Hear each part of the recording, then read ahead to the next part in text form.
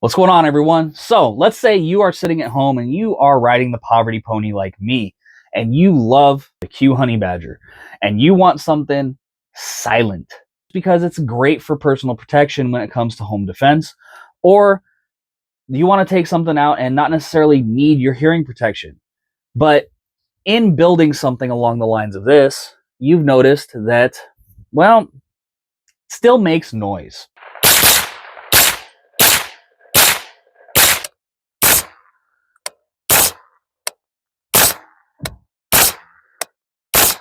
Kind of sounds like a slinky next to your head at high speed. Well, that is your buffer assembly.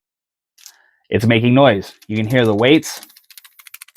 You can hear the spring tinging inside your buffer tube. What do? What can we get? How can we make it just as stealth as something like the Honey Badger? I think I got you covered, but this did come with a little bit of a surprise. There were some little quirks here and there with the things that I got and what I tested it on. So let's go ahead and roll into what I did and some of the results. I got two different setups. I got the Stealth Recoil System from Armaspec, this little guy right here, in the H2 weight, because I have to have run an H2 in this in order to pick up that last round. Now, if you don't know what I'm talking about, go ahead and check out this video right here, because I explain what I did to fix it. But got the H2, threw it in, and I started having some issues.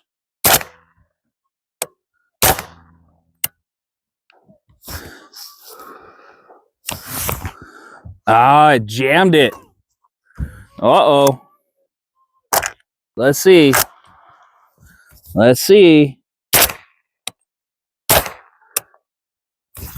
Nope. We're getting some jams. All right. In those issues, I was like, okay, maybe the weight's just a little bit too heavy, or maybe, just too much resistance, something along those lines. So I said, okay, well, let's throw the H weight in here for the Sound Mitigation Buffer, the SMB, because I got that too. This is how that turned out. Now we're going to try the SMB, the Sound Mitigation Buffer. See how this one does.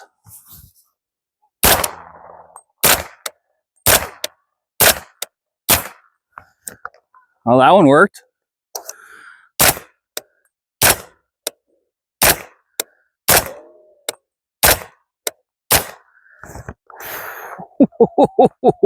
I like that.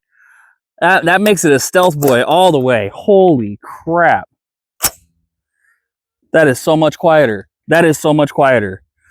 So normally the only time you really hear how quiet something like this is on your last round, because you're going to still be getting a lot of the action sound out of it. That knocked it down to like 10% of what it was. If you're running an H2 buffer in something like this, just get one of the H weights. The H2 will be a little bit too heavy for the 300 blackout. I was like, okay, I have another one. I have both of these. I'm going to test both of these to see which one is going to run better in that, my carbine. In running it in that, both of them did this. I started having malfunctions.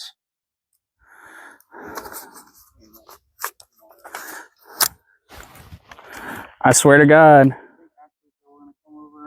I've never had this malfunction in my life, and I actually had to look up what the proper terminology is for it.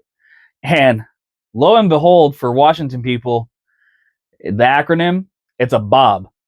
It's a brass over bolt. I could not get either of these to run in the carbine to save my life. Now, what could have caused that? Why would it do that? What's the issue? So what's the issue? It does say on there that with tolerance differences between manufacturers, they may not work with every setup.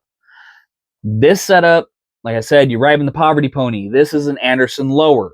Got it many years ago. It's what I have. I upgrade the parts. I do what I can with what I've got, because that's what I'm stuck with. That is an entire Aero Precision lower build. The lower and buffer is Aero Precision. Now, it's not knocking Aero, because I do like my arrows, obviously, but I think their tolerances are just a little bit different than your standard run-of-the-mill mil-spec equipment, and it was causing some issues. I think that the buffer was probably going back just a little bit too far for the bolt carrier, and every time I'd load in a mag, it would just allow the bolt catch to kind of strip that top round.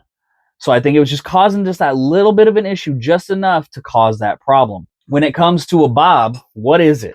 For those of you that aren't very familiar with the AR, it is a catastrophic failure because it's going to take a lot of time to fix. So you have your standard bolt carrier assembly. This sits inside of your upper assembly. Your buffer sits at the back. This goes in the buffer tube. Or better yet, so you can see it a little bit better, your standard buffer assembly sits at the back here and goes inside your buffer tube. And this will slide all the way back, hit the back, come back forward, chamber the next round. That's how it works. So what was happening is every time that I put a new mag in, the next round would lodge over top. So you have your round, your standard 5.56 setup, you have your bolt carrier setup, right? So what was happening is the round was launching up and into here. Now, if it was sitting like that, we'd be okay. We would be okay. It would suck. And that's your standard brass over bolt. But I was getting the jam of all jams, y'all. And I mean jam of all jams. It was doing that. And it was binding up hard. I had to pull back on the charging handle, get this to go behind and catch. But even just catching here and sending this home, it wouldn't come loose. I had to pull back again and get it to try and catch the tooth on the bolt face on the mag catch, and then send this home. And then, even then, it would come up to here like this, and I'd have to smack the upper to get that to drop. So it was catastrophic failure. It's if you're in the middle of a competition run, you're SOL unless you can pull your sidearm or you have your sidearm. If you are in the middle of a defensive situation, you're grabbing your sidearm. That's just what I ran into. So keep it in mind. Make sure that you kind of keep these thoughts in your head. And these things don't cost that much. They're usually not even a half a penny. So is it worth it?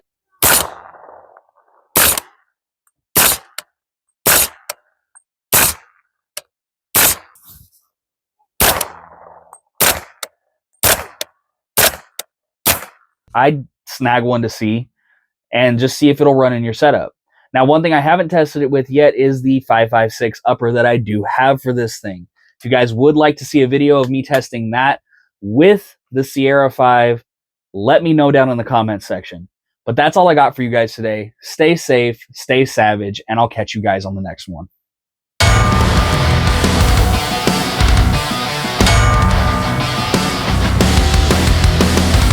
Now, it'd be fine if it did something like this. It'd be easier to clear. It just cleared on its own right there.